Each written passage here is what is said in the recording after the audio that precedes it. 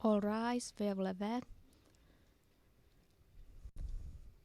The International Criminal Court is now in session. L'audience de la Cour pénale internationale est ouverte.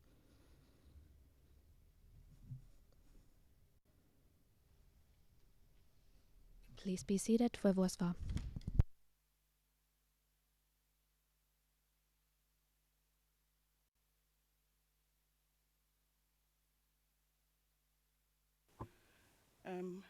Good morning, everyone.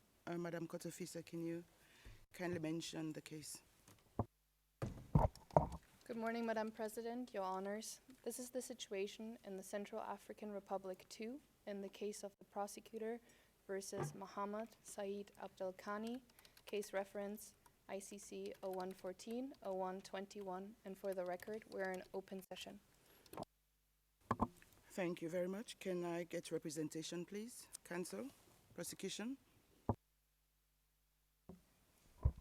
May it please the court, appearing for the prosecutor this morning, myself, Holo Makwaya, Senior Trial Attorney, Leonie Van Bro, Trial Attorney, Adriana Rodriguez, Brunhilde Lebai, Liz Tam, Vanessa Hernandez, Yuichiro Omori, and Ramu Butaye. They're all prosecution counsels. Thank you. Thank you very much. Victims representative, please. Merci, Madame la Ms. Pillay, thank you very much, Your Honor. The victims are represented by Adeline Badusha, Tarsvan Litzenborg, and myself, Sarah Pillay, Counsel, Office of Public Counsel for Victims. Thank you very much. Ms. Nauri, your team, please. You and your team. Ms. Naouri, thank you, Your Honor. Beside me, Professor Jacob Manon Lancel, Mr. Florian François Jacquemin, and myself. I am Jennifer Naouri, lead counsel, representing Mr. Said. Thank you very much, Ms. Nauri. We're here today to listen to the opening speech by defense counsel. Ms. Naouri, if you can be on your legs, please. I wish to remind you, Ms. Naouri, that you talk with less speed so that we help the interpreters and for us to get an accurate record. Thank you very much. You may start your speech, please.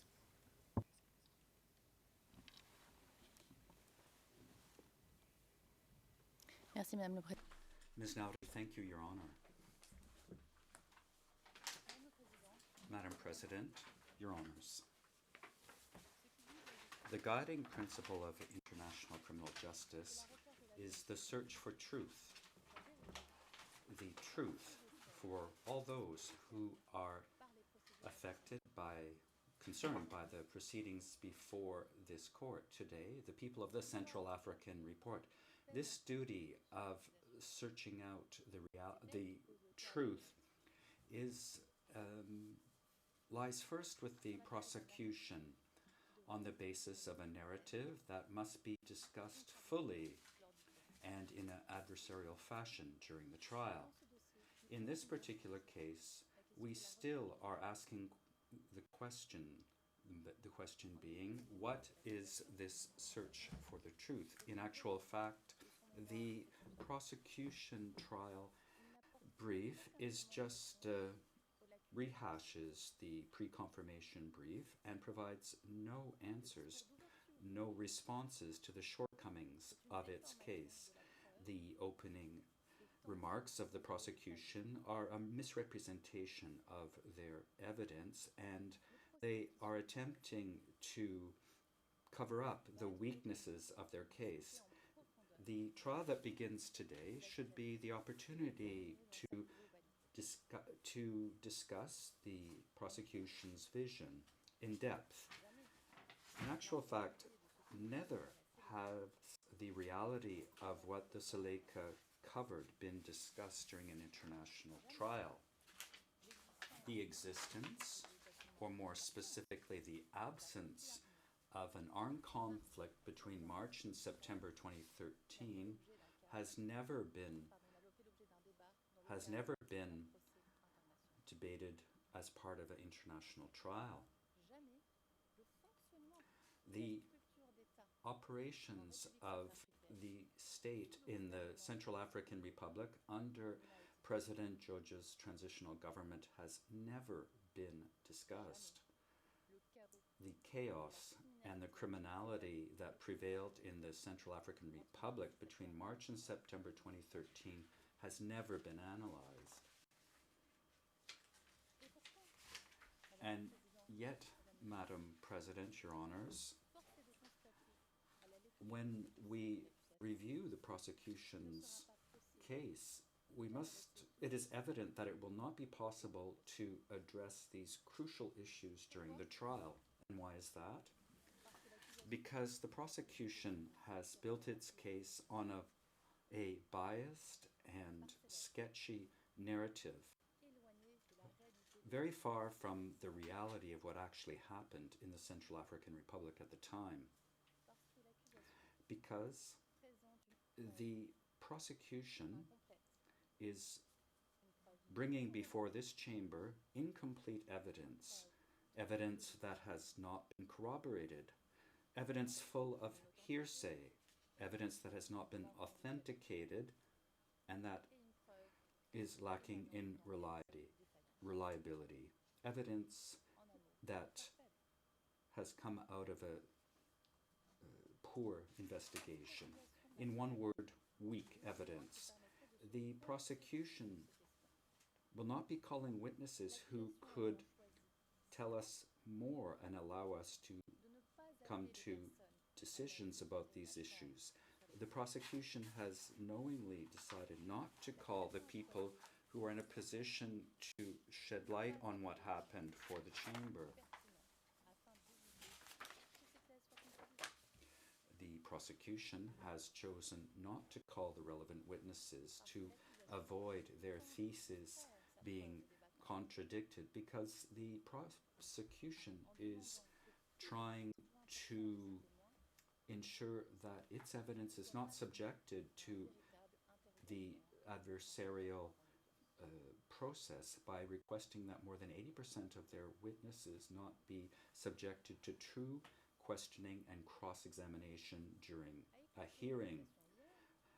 As I listened to the prosecution yesterday, I had the impression that they seemed to be in denial of what their evidence truly covers, misrepresenting it, and trying to make the evidence say what it does not say.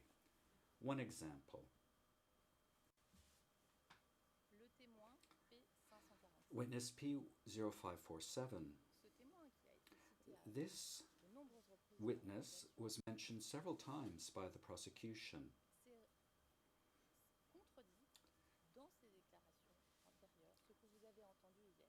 Said the contrary of what you heard yesterday in previous statements regarding the fact that detainees were not provided due process. P0547 explained that he was presented to the prosecutor of the Republic at the time of his arrest, and that it was the prosecutor of the Republic who ordered that he be released. The prosecution has told us that the order was apparently given not to inform his friends or families, not to tell them where he was. Throughout all of his previous statements, the witness has said that he did have contact with his family and he received several visitors. This same witness will also explain that he received care during his detention and he had access to medication, contrary to what the prosecution has told you.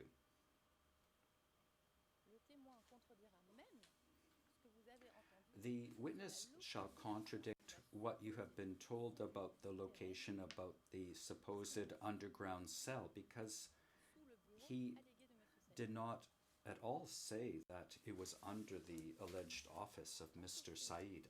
As for the fact that there is no trace of the witness's recording. The witness, rather the registration of the witness himself described his arrival at the OCRB and being registered at that time. These examples illustrate the prosecution's approach. They are willing to twist the words of their own witnesses for the requirements of their case. But things are not as simple as all that, and this is what the trial shall demonstrate.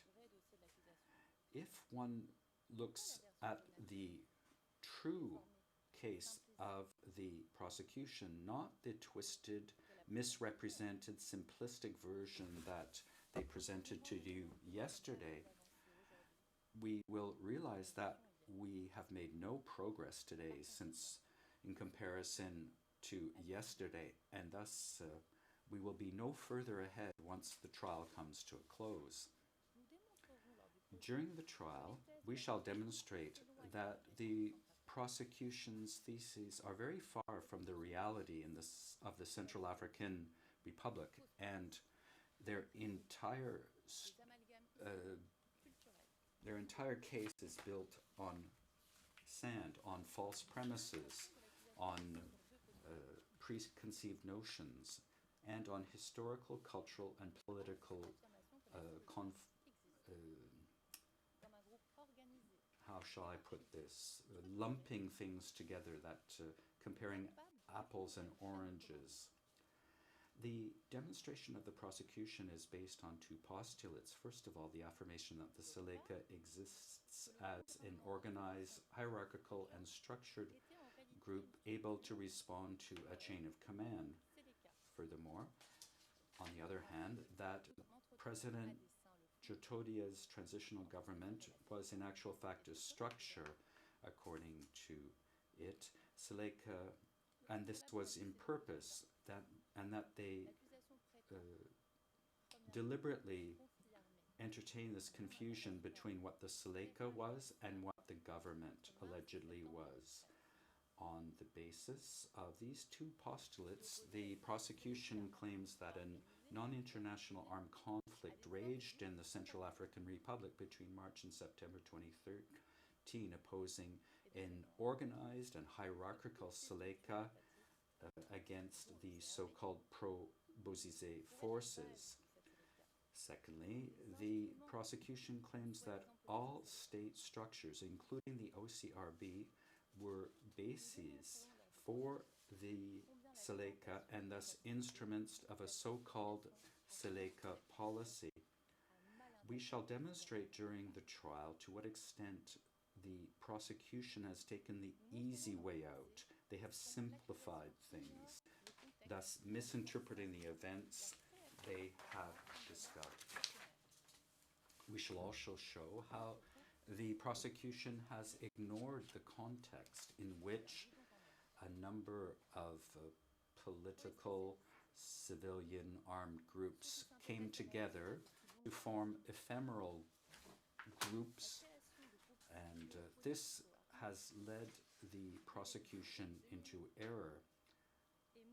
For all specialists, experts who are knowledgeable about the CAR, the creation of these civilian/political armed groups ever since the beginning of the years 2000, the creation of these groups was motivated above all by local economic interests.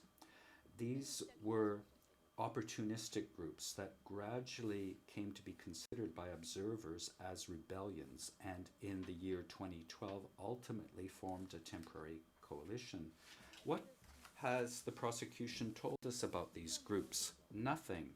Today, the prosecution, as was the case during the confirmation of charges hearing, has merely said in a very inaccurate fashion, and I quote from its brief, paragraph 14, appearing between mid-2012 and late 2012, the Seleka is a coalition bringing together several political factions and armed groups that up until now were not coordinating their activities. Then they specify the three main groups. Then the prosecution takes a sudden, inexplicable jump in time in the following paragraph, suddenly situating the arrival of some of these groups in Bangui in March 2013. This is a glaring shortcoming of their case. No demonstration in their pre-confirmation brief, no demonstration during the confirmation of charges hearings, and still no demonstration today. What did the prosecution do yesterday? They attempt to cover up this lack of demonstration and the lack of evidence by showing you four photographs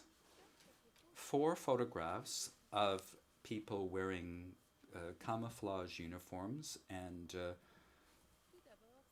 a pickup truck.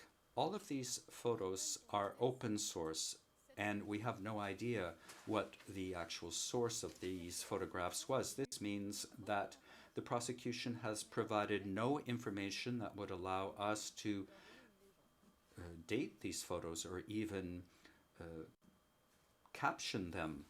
Above all, these photographs are the only way that the prosecution can demonstrate the existence of a coalition before March 2013. This is not serious. Showing a photograph of a few jeeps and some people wearing military camo uniforms, this cannot replace a true factual and legal demonstration before the International Criminal Court. Yesterday, we heard mention of the anti-Bozizé forces and the anti-Balaka. The prosecution gave a long presentation concerning these armed groups. Yet, this is not the Yekatom and Ngaisona trial. Why did they not explain who the Seleka might have been? Why did the prosecution not even attempt to discuss the creation of the Seleka?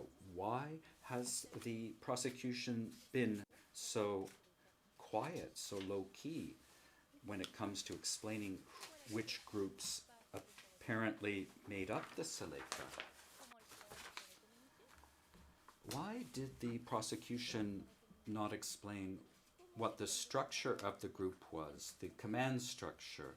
How were orders passed down? To whom? How did the chains of command work? By choosing to ignore these elements, the prosecution can ignore the large number of groups, the internal power struggles within these groups, and does not need to be confronted with the fact that these groups were at the very best a nebula of malcontents from President Bozizé's government. Thus, to sidestep this barrier, the prosecution has thought it better to presuppose the existence of the coalition. But before these irrefutable facts, the entire demonstration of the prosecution shall crumble during the trial. The supposed or presupposed Seleka did not exist as an organized and structured group. It was not an organized or structured group, and thus it cannot have been a party to an armed conflict, and it could not have transformed itself into a state structure.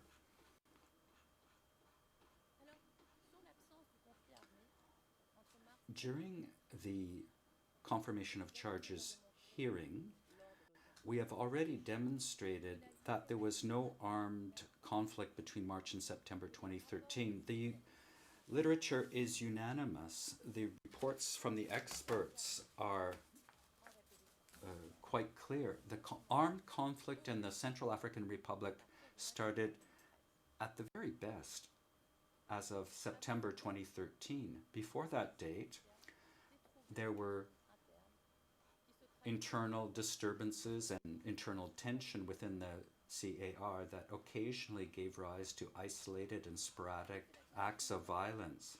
And what is the prosecution now doing?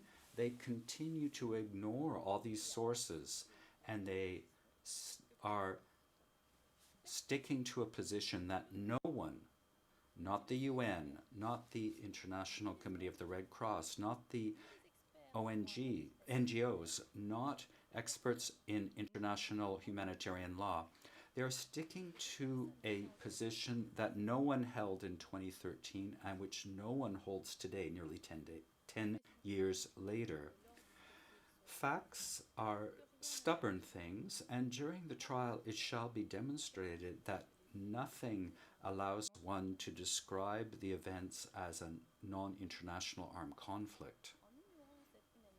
By ignoring this unanimous view from all those who have examined the situation and concluded that there was no non-international armed conflict in the Central African Republic in March 2013, the prosecution is saying that Mr. Said should have known that there was a CANI, C-A-N-I, at that time. That makes no sense. Trying to attribute to Mr. Said the knowledge of a conflict that no one had identified at the time, and not up until now either. Furthermore, as we listened to the prosecution yesterday, we remarked that the only date that has been specified when it comes to the armed conflict is September 2013. In the absence of an armed conflict between March and September 2013, the period of the charges, there simply was no war crime during that period. All allegations of war crimes against Mr. Said must thus be dismissed. And now let us turn to the allegation of crimes against humanity being committed. In this regard, it is necessary to take a look at the transitional government of President Jotodia. It should be noted that in an incomprehensible effort by the prosecution to attempt to prove that there was a policy allegedly set by the Seleka and carried out by the Seleka, both the Seleka and state structures, the prosecution relies on this notion that the Seleka was apparently the state. The proof, according to the prosecution, is the order of appointment from President Jotodia, which speaks to the appointment of former Seleka members to ministerial positions, thus strengthening the position of former Seleka leaders who, according to the prosecution, were devoted and listened to his orders. Yet the prosecution has decided not to call the senior officials who could shed light on what really happened. The prosecution is unable to demonstrate that the Seleka coalition continued, and the prosecution is even less capable of showing that this former coalition was absorbed into the structure of the state. On the contrary, what we see from the prosecution's evidence is that there was an attempt to establish a national unity government made up of 34 ministers, only 9 of whom were officially affiliated to the Seleka. On the contrary, the prosecution's evidence demonstrates that there was a situation of criminality, extreme criminality, and there was a state that could not deal with the situation. They did not have the necessary resources, yet all the same, the state attempted to operate. That is the framework within which the OCRB was attempting to operate as a state structure. First and foremost, the OCRB was a police station that had to take action during a period of time marked by high levels of crime and delinquency. This office was extremely short-staffed. The ORCB was created with the help of French cooperation in the 1980s and has been part of the state since then. Furthermore, right from the very beginning, Commissioner Mazengué was in charge of it. But what has the prosecution said? They are saying that the ORCB was a torture center that was designed as such to propagate terror and suffering, and I'm quoting from page 21 of the French transcript. But this is completely disassociated from reality. This office is a building built by the French to shelter a police station. This was a police station, a place where police officers work and where they carry out their duties, namely ensuring public order, enforcing the law. This means that usually in all countries within a police station, one finds offices for the staff, police vehicles, provisional detention centers, questioning rooms, and rooms where records are kept. So the places that were shown to you in the photographs, these places, this is a police station. This is a place where there were cells, places for supplies, equipment, and so on and so forth.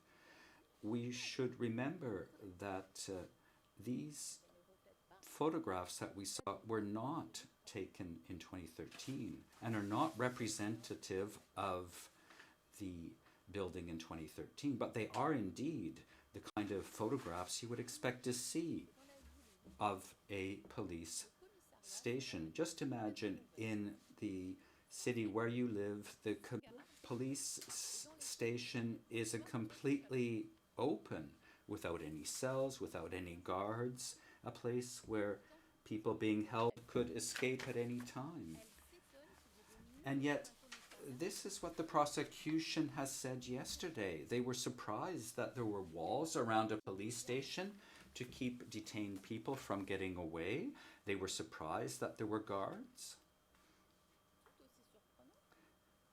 It's also just as surprising to hear the prosecution say that the OCRB was a place that was shut off from the exterior world, yet the information at their disposal shows the contrary. The accounts given by the witnesses show that families could visit them. The accounts of the witnesses mention that they received care. The accounts of the witnesses also show that the prosecutor of the Republic regularly went to the OCRB, and we should recall that the prosecutor of the Republic of the day is now the prosecutor of the Special Criminal Court in Bangui. The court that the prosecution boasted it was cooperating with as within the framework of complementarity. So why not call the prosecutor? Furthermore, the evidence reveals as well, the evidence of the prosecution that they have in their position and choose not to use is that the OCRB was an open place and representatives of the Red Cross regularly went there, as well as representatives of French authorities. For example, one French soldier said, and I quote, "Most of the time, the detainees were free within the enclosure. Only the very dangerous people were detained. I rarely saw people shut up in these places that were used as cells."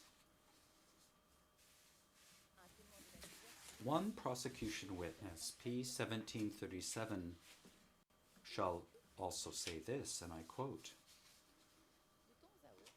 "From time to time, the French, the representatives of the European Union, the Red Cross, or human rights organizations came to the OCRB to monitor their operations and see how the prisoners were. They wanted to see how they could come and help us. We were not well equipped. For instance, we had no computer." End of quote. And this is from paragraph 34 of the witness's earlier statement. The prosecution witnesses themselves have indicated that in the OCRB, it was usual practice to know what the offenses and the crimes were, and that the detainees were common law criminals and people who claimed to be Seleka members. They claimed that they were part of the Seleka, who had been arrested by OCRB elements. The prosecution has not said a single word about that. Once again, a misrepresentation of the evidence has been put to you. Why postulate that anyone who has gone to a police station is a victim?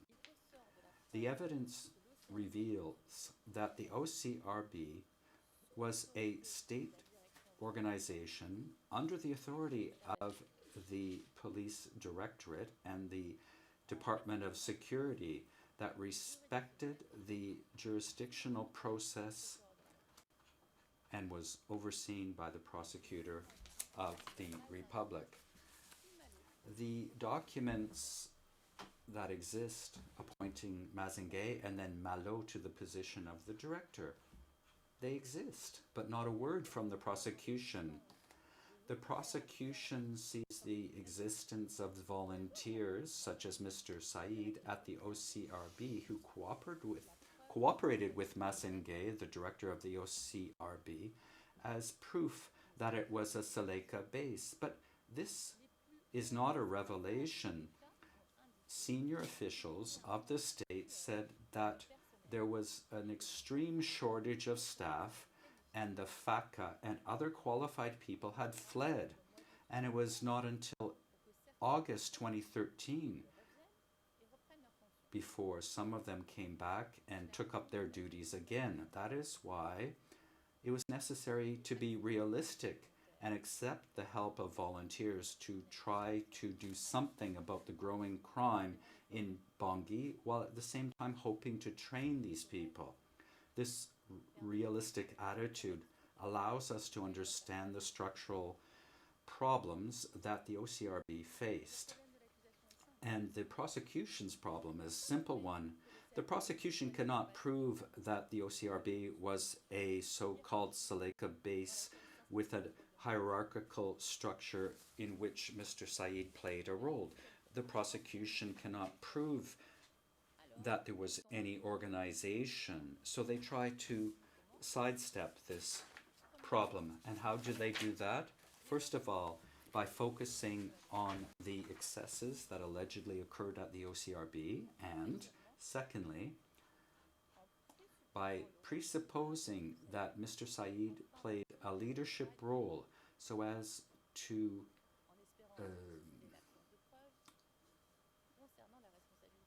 with a view to covering up the lack of proof concerning Mr. Said's responsibility. But the prosecution's case will not hold up during the trial because the prosecution's evidence shows that the OCRB was a dysfunctional place without any structure, and thus it cannot be presupposed that Mr. Said was on a de facto basis responsible for everything that happened there, particularly since the evidence reveals that many people were there taking action on a personal basis.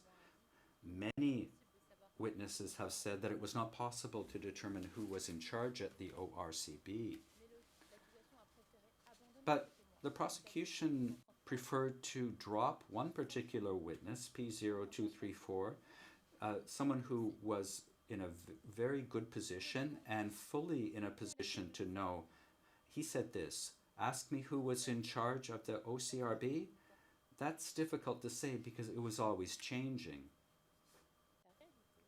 The reality is that the OCRB was completely disorganized. No one could be identified as being in charge, and it was impossible for Mr. Said, a volunteer, trying to help Mazingué, it's impossible to hold him responsible for what other people may have done.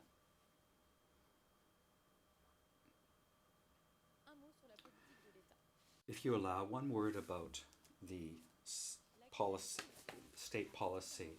The prosecution has not attempted at any time to establish that there was a state policy. And yet, one cannot look at the events that occurred at the OCRB within the framework of the legal characterization of a crime against humanity unless the prosecution has previously established that there was a state policy within which the OCRB operated. Did the prosecution have useful information to determine whether or not there was a state policy? The prosecution certainly did, in actual fact. At the confirmation of charges hearing, the representatives of the prosecution said in open court, in response to a query from the defense who made a comment about the shortcomings of the prosecution's investigations, particularly the fact that certain key witnesses were lacking to understand the crisis. Their answer was this, and I quote, "The other witnesses referred to by the defense were also interviewed and included in the broader context of the conflict." In other words, the prosecution publicly conceded that they questioned some key witnesses to understand the crisis, but they did not draw the appropriate conclusions. Today, the prosecution has gone even further, dropping the few witnesses that would have been in a position to shed light on what really happened during the crisis, P0234, P0964, and witness P0413. Why is the prosecution not using this information at trial? To continue ignoring the parts of the statements that allow one to come to a true decision about the whole issue of a state policy? Why set aside the relevant and actually crucial testimony of certain witnesses who were met with, such as P1019? As we have already said back in October, these witnesses were supposed to have been part of the state policy, a policy that allowed the prosecution to establish a crime against humanity on the part of Mr. Said. If that was the case, those witnesses were then players within this government policy and should be brought to justice. Despite the requests made publicly in October, the prosecution maintains its position that the statements given by leading players during the crisis were not sufficient to support prosecution, since none of them was worried, with the exception of Noureddin Adam, for whom there is a public arrest warrant. So now we ask this: what about the others? Why not call the senior officials? Would it be a way of avoiding an erroneous account of recent history of the CAR, thus avoiding validation of this narrative of those who are still in power or who are working for the new government? In other words, there is not enough information to establish a state policy in this case, our case. And as for the allegation of a crime against humanity by Mr. Said, this allegation drops by the wayside because the events that he has been charged with must be part of the state policy during the presidency of Michel Djotodia. If these witnesses are not concerned, then Mr. Said should be even less concerned. The defense said in public in October 2021, and this is still true today, the prosecution must be consistent. They cannot argue one thing, the existence of a crime against humanity that supposes the existence of a state policy, and then argue the contrary, that it is not necessary to take into consideration these statements or testimony from senior political officials to establish a state policy. In the absence of a Seleka structure after March 2013, and in the absence of a Seleka policy or a state policy, any and all allegations of crimes against humanity on the part of Mr. Said must fall by the wayside. Your Honors, Madam President, will the prosecution's case bring us closer to the truth? Obviously, no. In actual fact, we are farther away from the reality because what you are being told is nothing but a fantasy. The account of the prosecution hides the complexity of the society of the Central African Republic. The Central African Republic is a country about which African specialists say that its destiny was stolen. Today, it is your task to understand the events that the prosecution is asking you to rely upon.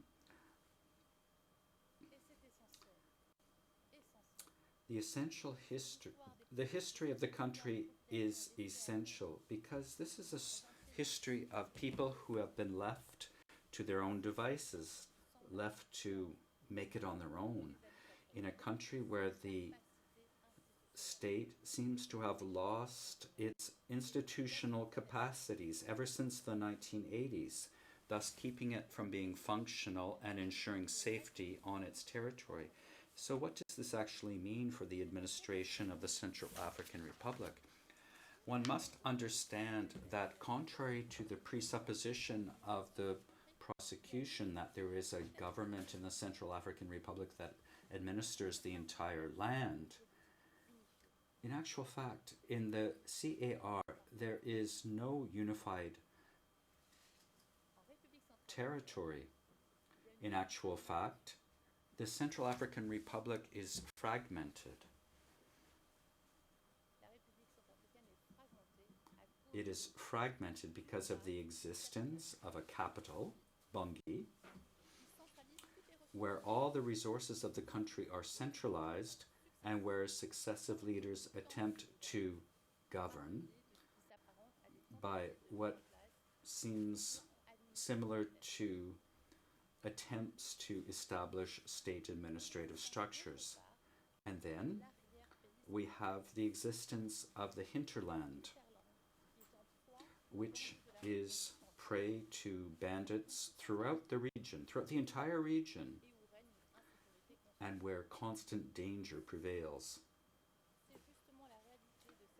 This is the reality of the hinterland in the Central African Republic. This is the key to understand the events that occurred during the period of charges between 2012 and late 2013. The hinterland, the victim of bandits of the sub-region, left to its own devices. This is where the various groups emerged that were fighting for access to resources gradually. And we have seen this since the beginning of the years 2000.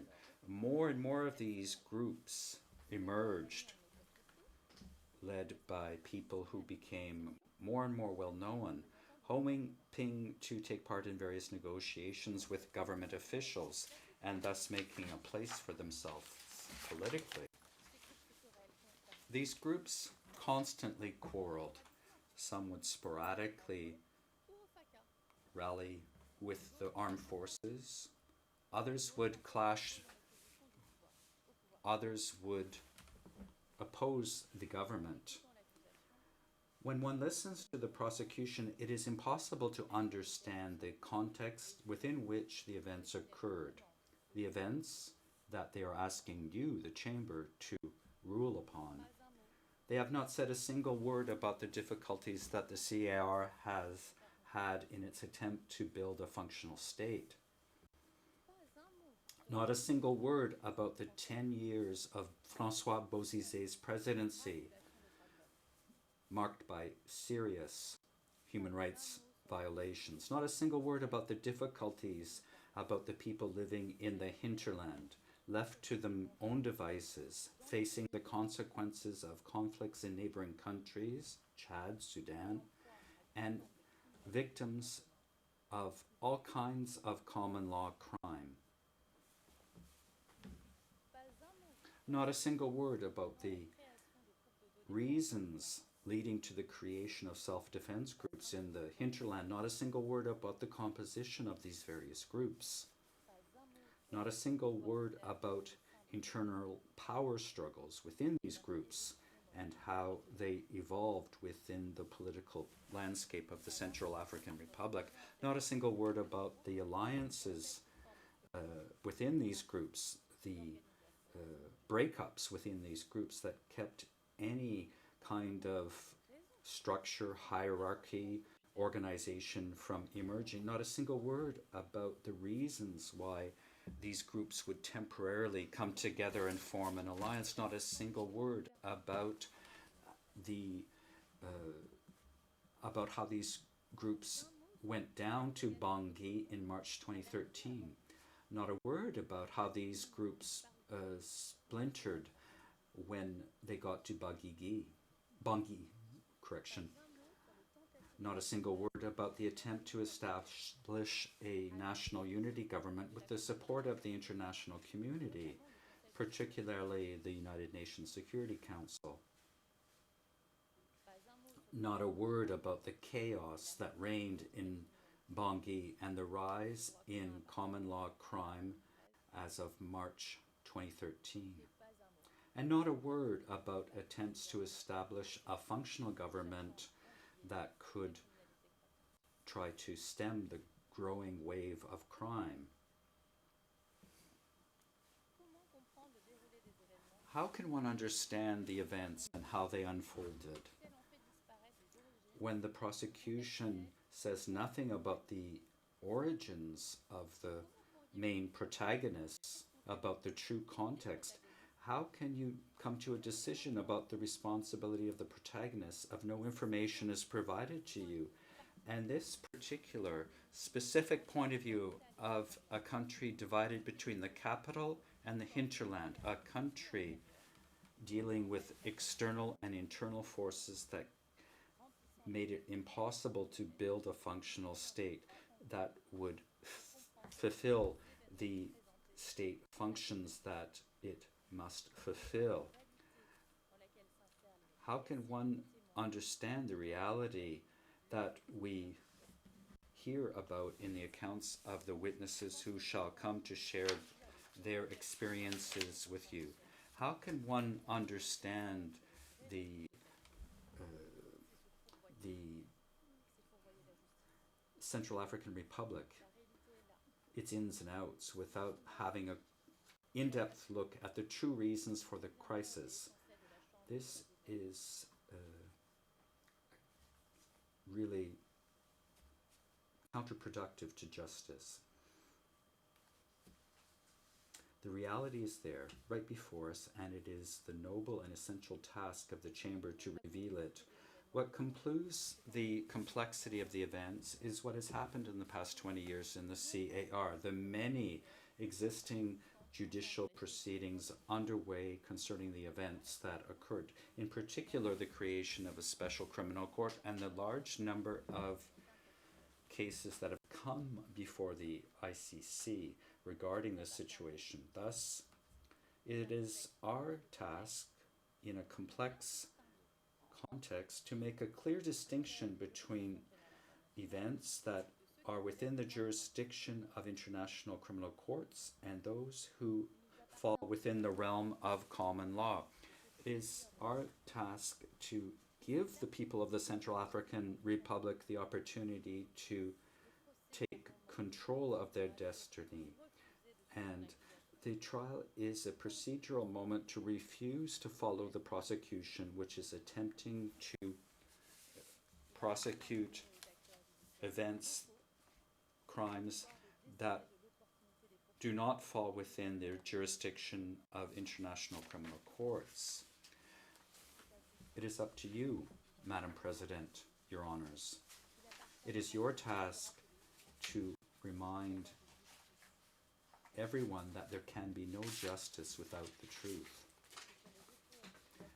The burden of proof reposes upon the shoulders of the prosecution, not the defense.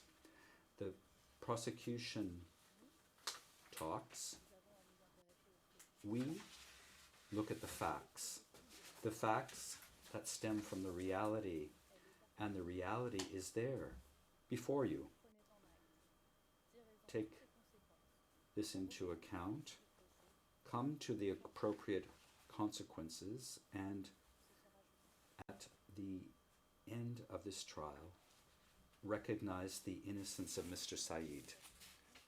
Thank you very much, Madam President, for your attention, and the defense will continue its presentation with a presentation by Professor Jacobs. Thank you.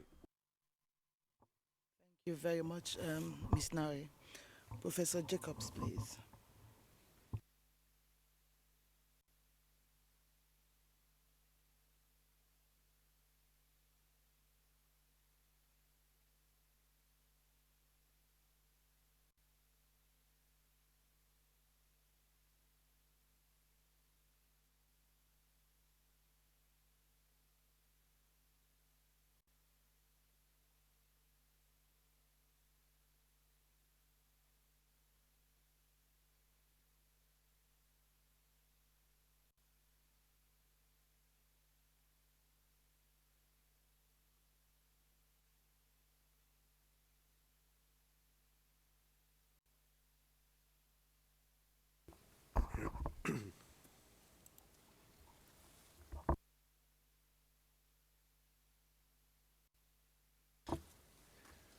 Madame la Présidente, Madam President, Your Honours,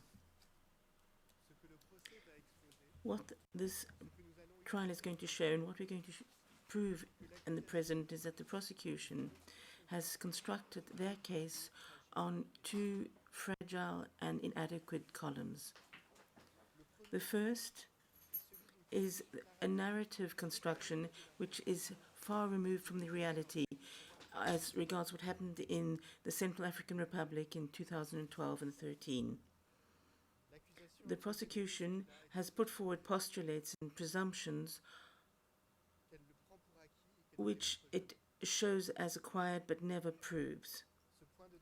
This starting point is factually incorrect and has the consequence that all the narrative construction of the prosecution will collapse as a domino effect. and we're going to show this in our opening statement. Before that, allow me to highlight the second inadequate column of the case of the prosecution. That is the weakness of their evidence.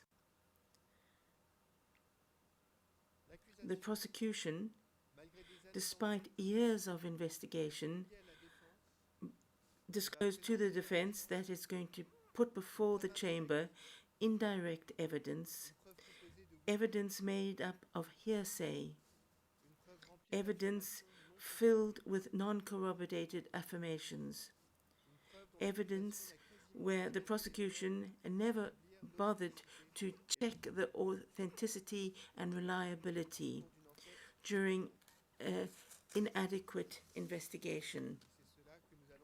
And that is what we are going to argue now. Let us start with the investigation of the prosecution.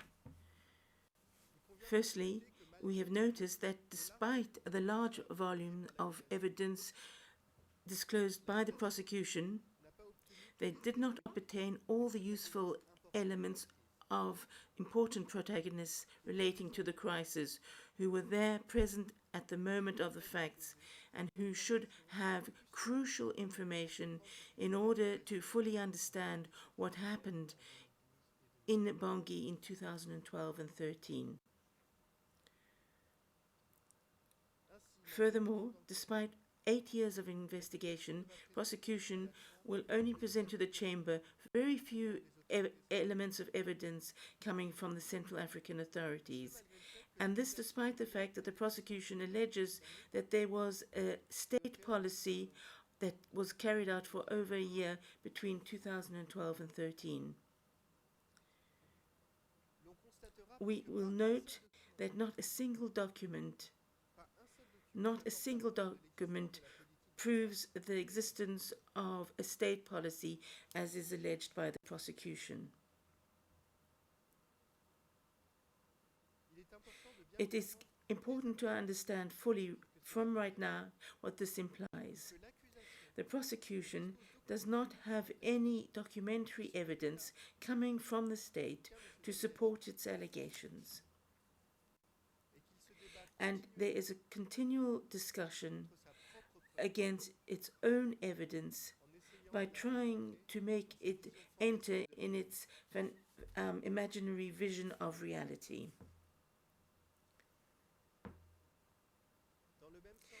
Similarly, the prosecution only presents scant evidence to make you understand the role of France during the period in question. Yet, even if the prosecution doesn't talk about it once, not even once in its submissions, you should just look at the file for 5 minutes to realize that to understand the role of France is vital to assess the events that are contained in the charges. In particular, because the OCRB was set up by the French authorities, and during this period in questions, the official French representatives, namely the gendarmes, frequently interacted with civilian and military representatives of Central African Republic.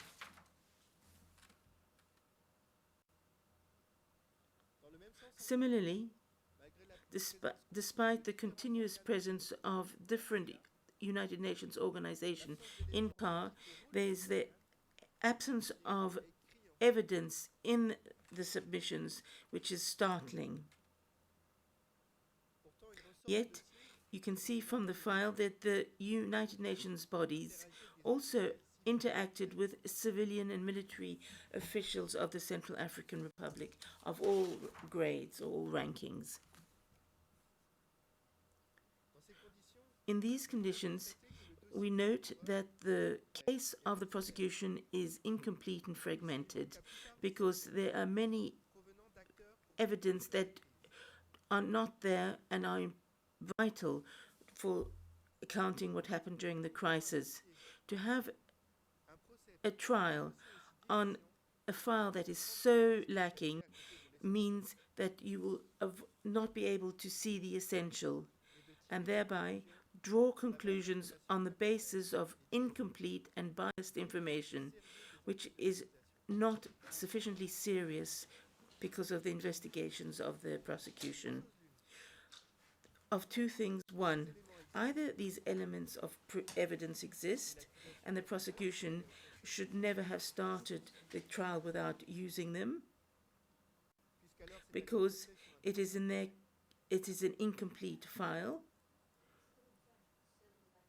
or this evidence does not exist and the prosecution should never have started this trial without having the evidence to prove its allegations.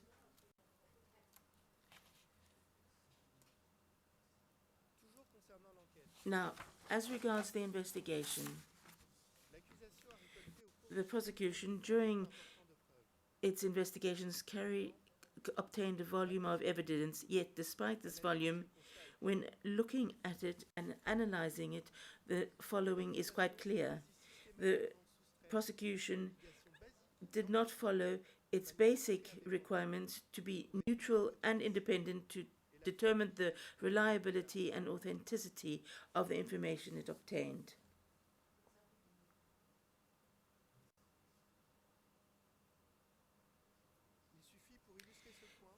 To prove this point, let me use the following example. The mission by the investigators with the authorities in the Central African Republic. What was the outcome of these missions?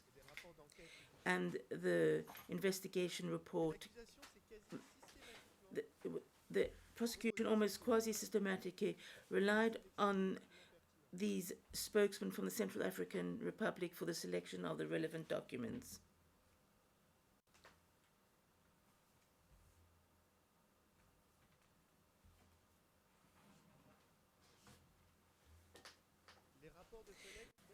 The reports show that the investigators looked at the same spokespeople without carrying out an independent inquiry. They did this blindly, having faith in the spokesman in the country to select their people that they would investigate. They sometimes said investigators who sometimes didn't even speak French to collect documents which they couldn't even read or understand.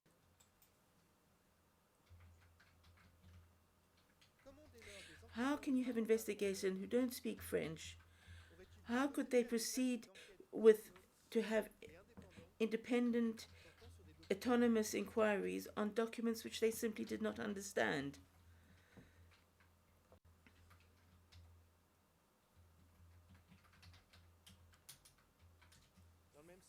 Similarly, it often appeared that the investigators didn't have direct access to the archives and contented themselves to accept the documents that had been pre-selected by the people on the ground.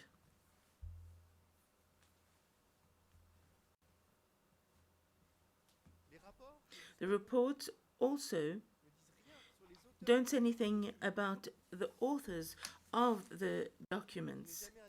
It is never indicated that the investigators spoke to the spokesman on the ground about the content of the document in order to know the conditions of their creations, etc.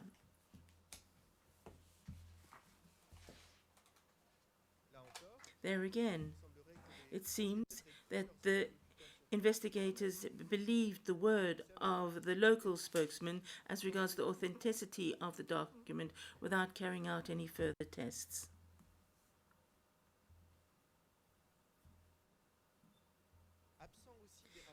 What you also don't find in the investigation is useful information as how the document was physically stored between 2013 and the moment when they were collected. Here, this is crucial information, especially since the prosecution's evidence show that there was a lot of looting of those institutions that took place in that vital period. which means there's the possibility not only that several documents had been destroyed, but also manipulation of those very documents and the possibility of creating fraudulent or false documents.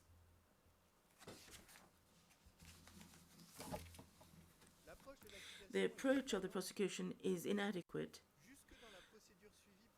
because of the procedure used to document the various steps undertaken during the mission.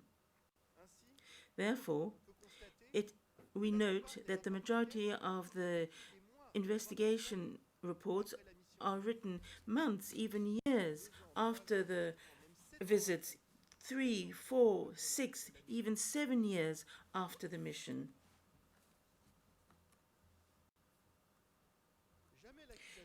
The prosecution has not explained why so much time was passed between the missions and the reports.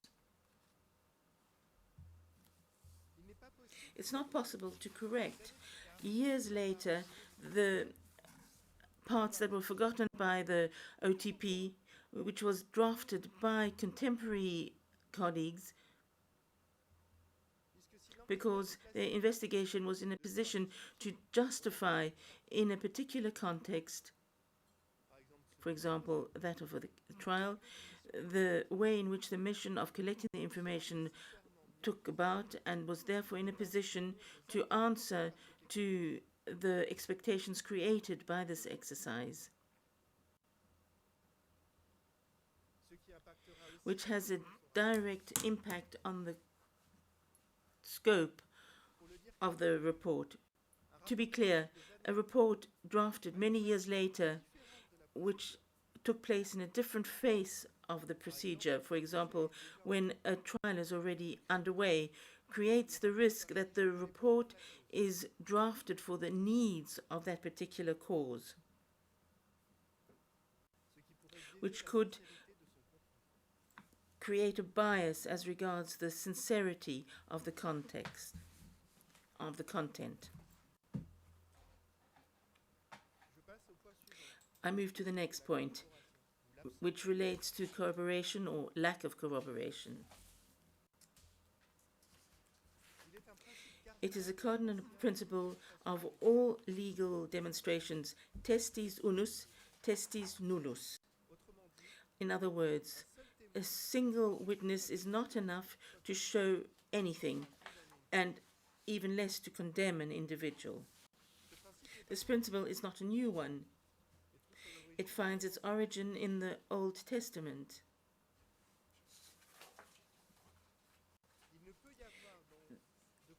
There cannot be a condemnation in a system, in a fair, equitable justice, without having evidence corroborated. Yet, what this trial has showed is this laxist approach adopted by the prosecution in the field of corroboration. We have noticed that several allegations, a large number of allegations of the prosecution have not been corroborated, which once again raises serious questions on the solidity of the case put forward by the prosecution. For example, 536 footnotes on the page of the prosecution submissions, that's to say almost half, are only from one source, be it documentary or testimonial. What does this mean?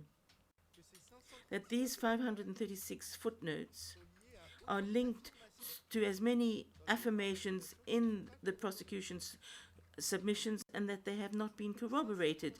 536 affirmations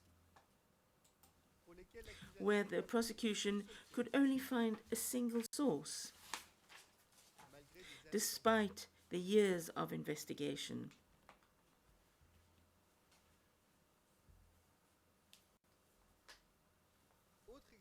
Another striking example: more than a quarter of the alleged incidents in the OCRB are based on the declarations of a single witness.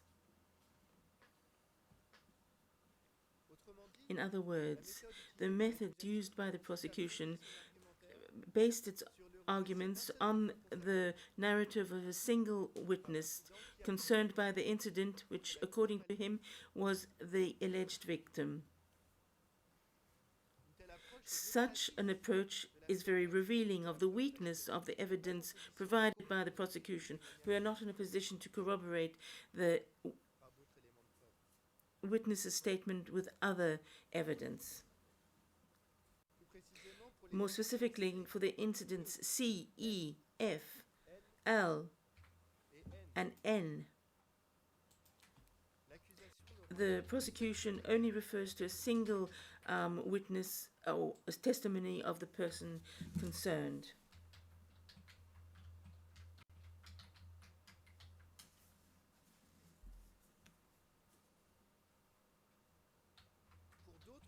For other incidents, the prosecution refers quasi-exclusively to the declarations or statements made by a single witness, and only refers to other witnesses for accessory questions without link to the incident itself.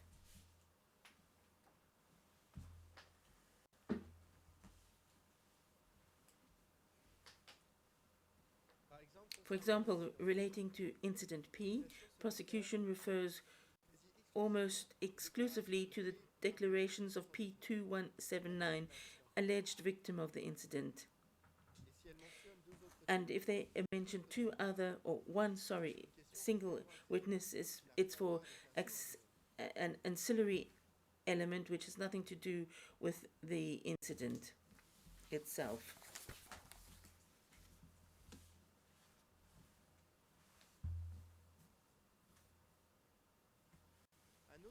Another example which shows the weakness of this exercise, 0481, is the single witness for incident F, where, according to him, he was responsible for the harm and death of 3 individuals, without other evidence upholding these statements. On this point, it is interesting to note that the prosecution, aware of the weakness of their evidence, indicated in a footnote in its pre-trial brief as regards the non-corroborated elements of P481, and I quote, and this is the footnote of the page of the trial brief.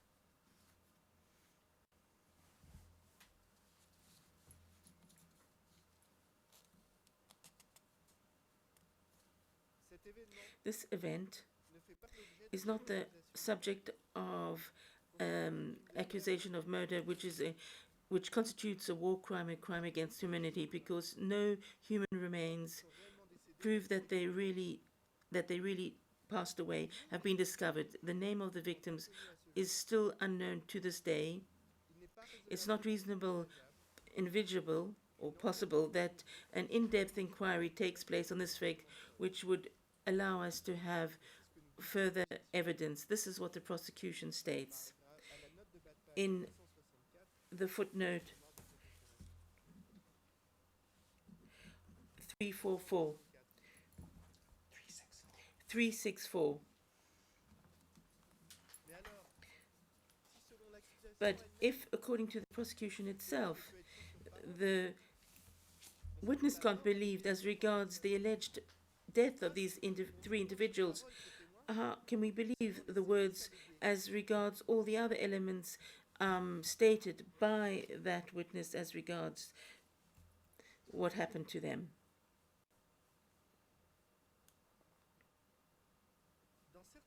In some cases, not only the prosecution relies on a single witness, but still they do not wish to call them to appear before you. That is the case, for example, of P0622 and P2519, single witnesses of the incidents E and L.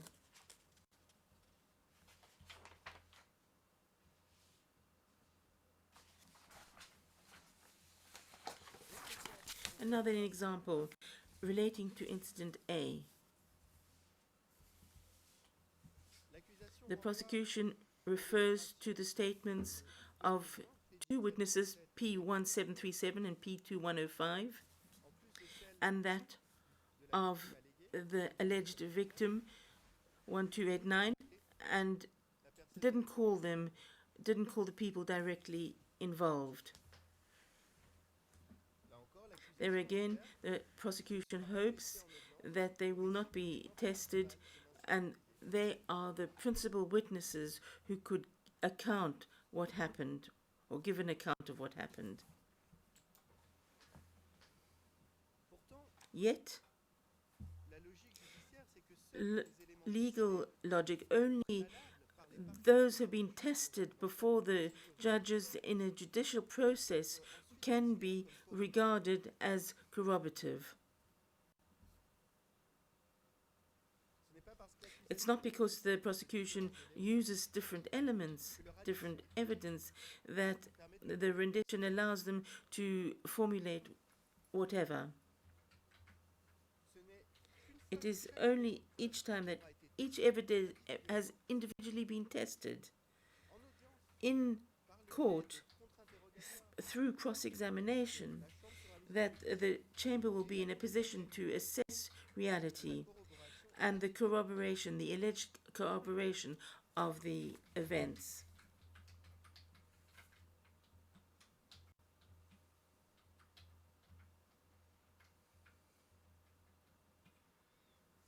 These examples show that the prosecution built its accusations, sometimes called for its case, on affirmations which only in reality have a single source and therefore are not corroborated.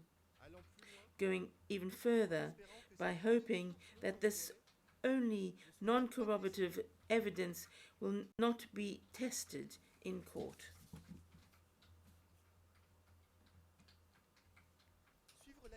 Following the prosecution, it means that there is no need for any form of corroboration to take place. According to the prosecution, there should be no cross-examination. According to the prosecution, there will be no real trial on questions which are core to the case.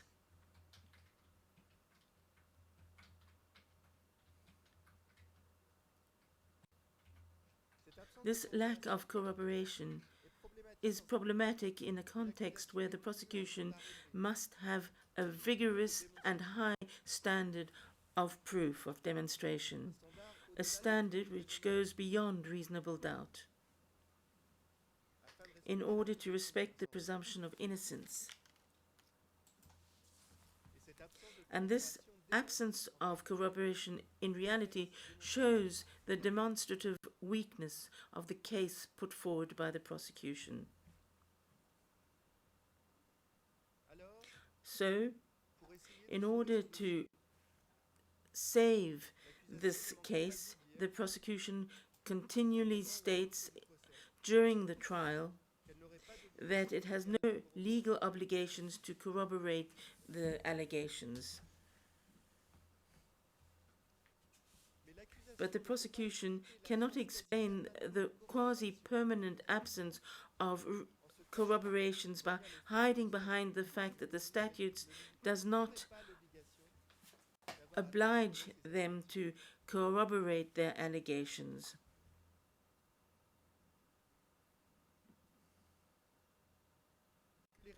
That the drafters of the statutes did not talk about the necessity of corroboration, a legal obligation for the prosecution, does not mean that the prosecution are discharged to prove beyond all reasonable doubt, in the most comprehensive way, what they are putting forward in their case.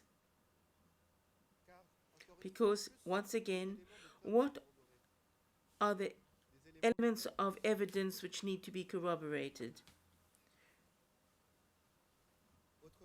In other words, such evidence has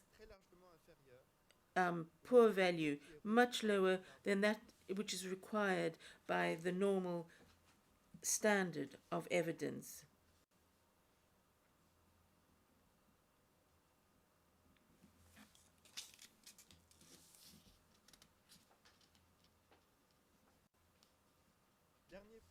Final point, Madam President, Your Honours, on this question of corroboration and on the use of this dubious use of corroboration. Sometimes the prosecution says or believes that these elements are corroborated, but after close analysis it appears the majority of time that in reality there is no corroboration, either because the witnesses are not speaking about the same thing in reality, or simply because they contradict each other.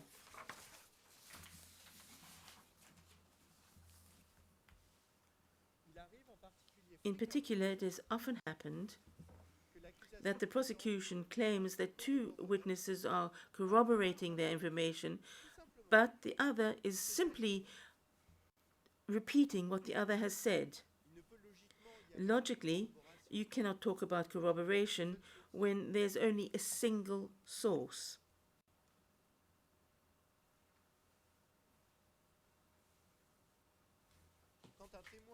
When a witness tells another witness something, and that is the single source is that particular witness, the prosecution cannot say that the two witnesses are corroborating the information because there's only a single story of the first witness.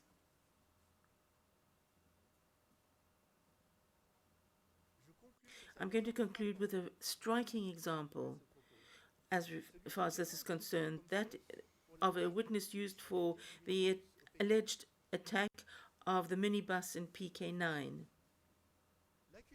The prosecution tells us that P0491 and P0529 corroborate, but already neither P049 nor 0529 are not direct eyewitnesses of the alleged incidents because both of them are relying on hearsay. And particularly as regards corroboration, we learn that 0529 and 0491 learned about the existence of the alleged incident, the same problem. So we have two hearsays from the single source, which cannot be decently qualified as corroboration. But even more, it doesn't stop here, because when reading the statement of P0529, we learn that P0529 learned about the existence of the alleged incident by telephone of a person that the prosecution questioned 1640, but which they didn't keep on their list of witnesses. And if we go even further, if you read the statement of P1640, he is not a witness for the alleged incident. So this is how the prosecution put forward its case. A first witness, not kept by the prosecution, learns by hearsay about the existence of an alleged incident. He calls a second witness to tell him, and he tells a third witness. And by magic, a single hearsay anonymous witness passes on the information from one to another and miraculously becomes corroborated fact.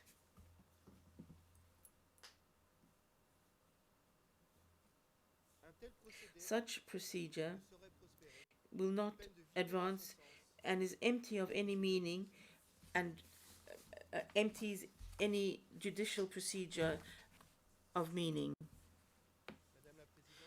Madam President, I see the time is running and I'm going to move on to the next point, so this might be a useful moment to have a break. Yes, it is a good point to break for this session.